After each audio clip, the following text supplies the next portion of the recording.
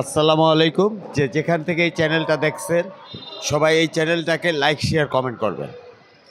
দেশবাসী, বিগত ফ্যাসিস্ট সরকার খুনি হাসিনা চলে যাওয়ার পরে আমরা কতটুকু নিরাপদে আছি, আজকে সেই বিষয়টাই আপনাদের তুলে ধরছি।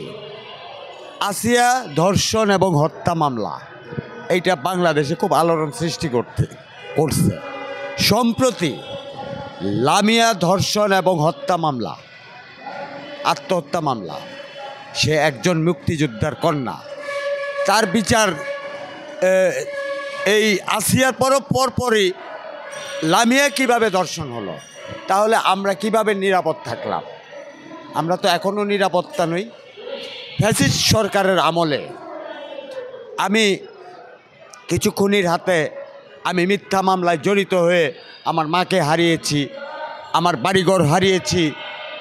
আমি আইন ও বিচার ব্যবস্থার দুর্নীতির কারণে আমি আমার মাকে হারিয়ে আমি এই দুর্নীতি মিথ্যা মামলাজনিত কারণে কারাবন্দী থাকা অবস্থায়, যে অবস্থা ছিল আসিয়া এবং লামিয়া, এদেরও বিচার কি তারা সঠিকভাবে পাবে?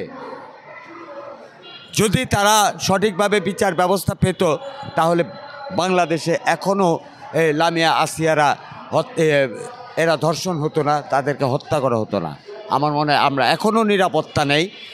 বাংলাদেশের প্রতিটি আনাচে কানাচে এখন অহরহ চুরি, ডাকাতি, ছিনতাই, রাহাজানি বেড়েই চলছে, চাঁদাবাজ বেড়েই চলছে।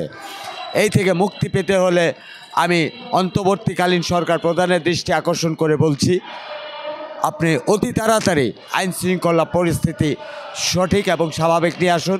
আমাদের জানমাল হেফাজতের জন্য আপনাকে উদারত আহ্বান জানাচ্ছি। শুধু আমি নই, আমাদের বাংলাদেশের প্রতিটা ঘরে ঘরে আপনার প্রতি উদারত আহ্বান এবং তাদের আকুতি মিনতি, এবং প্রত্যেকটা মানুষ এই ফ্যাসিস্ট হাসিনার সরকারের আমলে হত্যা, দুর্নীতি এবং বিভিন্ন কারণে মানুষ অদিষ্ট হয়ে পড়েছিল। আপনাকে পেয়ে সবাই আনন্দিত এবং খুশি হয়েছিল।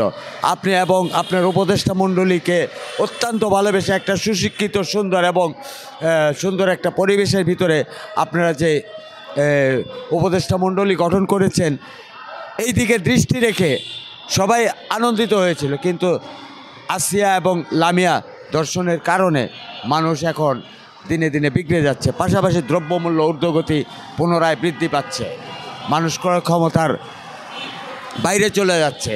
এই সমস্ত দিক বিবেচনা করে সবাই আবার নতুন করে কিছু ভাবতেছে এবং ভাবার চেষ্টা করতেছে, ভাবতেছে যে আসলে কি আপনি এই রাষ্ট্র পরিচালনার দায়িত্বে সক্ষম হবেন কি না। আমি আপনাকে উদারত আহ্বান জানাবো, আপনি আইন শৃঙ্খলা এবং বিচার ব্যবস্থাকে কঠোর করুন এবং লামিয়া এবং আসিয়া ধর্ষণের বিচারটা যাতে দ্রুত হয় সেই ব্যবস্থা করে জনসম্মুখে আপনি প্রকাশ করুন। যেহেতু আমরা আপনাকে আমরা বারবার বলেছি, ডক্টর ইউনূস স্যার ছাড়া বিকল্প কোনো কথা চিন্তাই করা যায় না। আমরা নির্বাচন চাই না, আমরা সংস্কার চাই। এই সংস্কারের অন্তরালে এই যে চুরি, ডাকাতি, হত্যা, রাজনীতি, ধর্ষণ ইত্যাদি হচ্ছে, এগুলি অবিলম্বে বন্ধ করুন এবং দেশবাসীকে আপনি শান্তিতে ফিরিয়ে আনুন।